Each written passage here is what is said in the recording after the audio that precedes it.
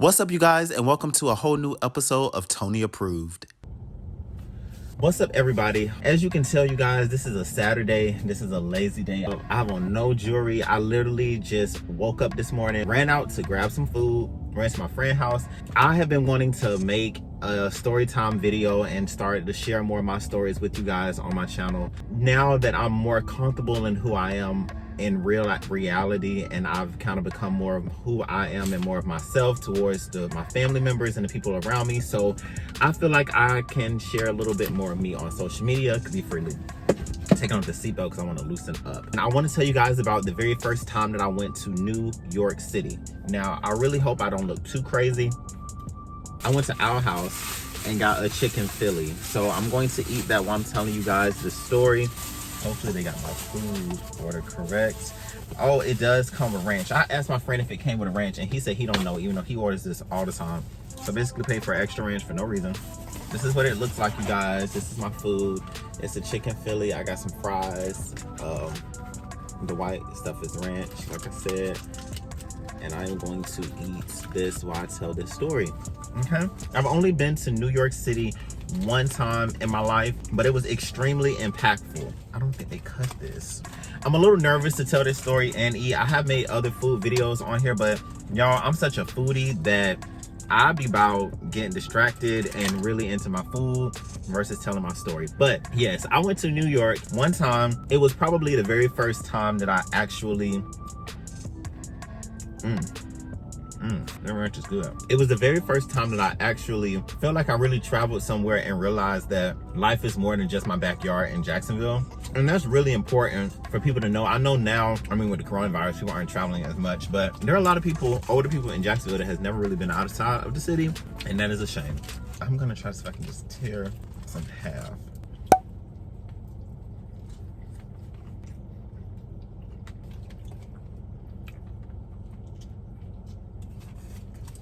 I need some water. I got afforded the opportunity to go to New York City through the NAACP AXO program. This was a program, I'm not even really sure if it still exists. This was a program that offered students the opportunity to compete in different arts areas, whether it be singing, dancing, acting, playing instruments, playwriting, different fields like that. And I actually placed second in the acting category. So if you placed first, second, or third, you got an opportunity to go to the major convention. And this particular year, the convention was in New York City. We're gonna stay in Times Square. So I was really excited. And what was crazy is I remember at the time, I had never even thought about really getting out of Jacksonville and really going to explore places. I mean, I knew I wanted to go places, but it hadn't really hit me that that was a real possibility. So that trip really opened up my eyes and made me realize that, hey, more to the world than what's in your backyard. So the trip, if I'm not mistaken, was gonna be for 5 days. 3 days actually being at the conference. We took a train to New York City, which I thought was just so cool because I had never been on a train before, and I thought it was so symbolic because they're like trains that people use for transportation.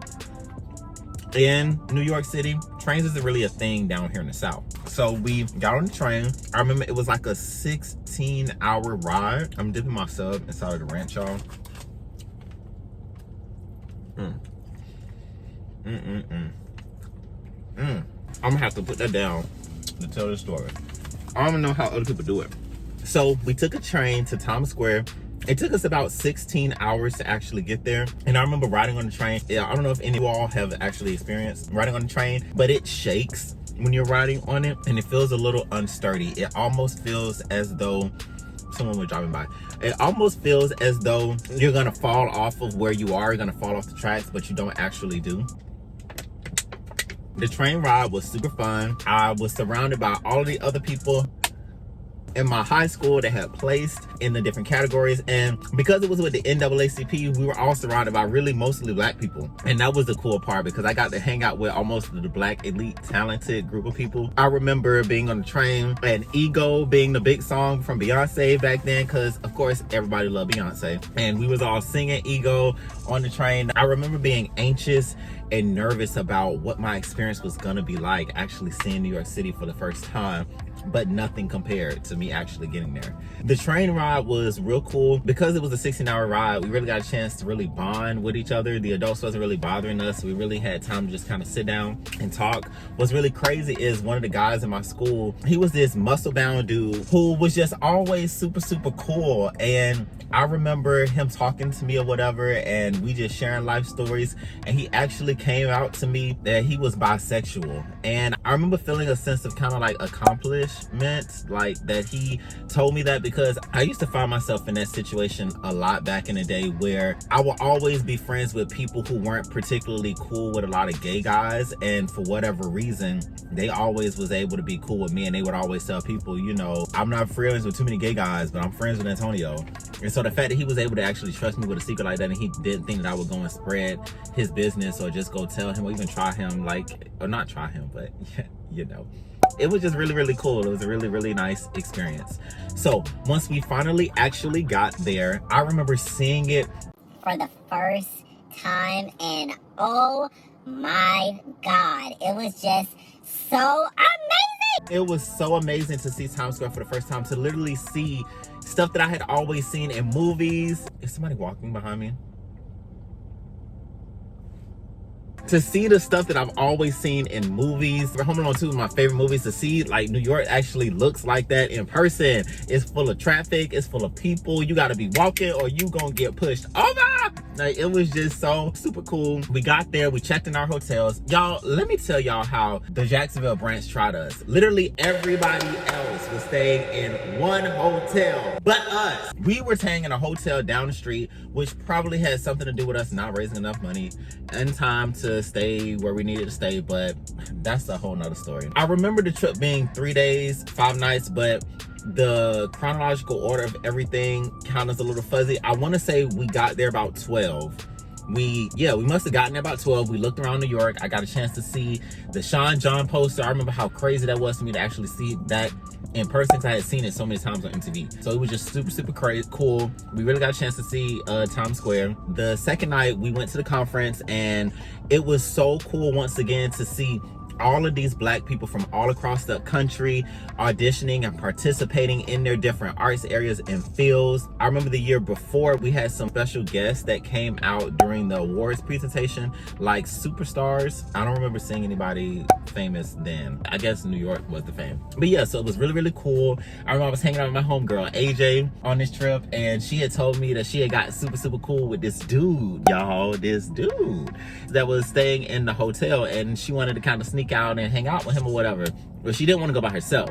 So I was like, okay, I'll go along and be the third wheel and just make sure nothing happens to you. We snuck out of the hotel. We weren't even the only ones that was doing stuff. Like, everybody was doing something in the hotel. We only had like 2-3 chaperones. Maybe they were like all older, and then we were kind of spread out amongst the hotel. So they was in their rooms at night. We basically just kind of snuck out, went down to the other hotel. I remember feeling kind of weird about going with her, only because like I really didn't want to be a third wheel. But then when I got there, y'all, how about, he was super, super cool, and he was like, yeah, you know, we just gonna hang out. You can kind of hang out with my roommate if, you know, you cool with that.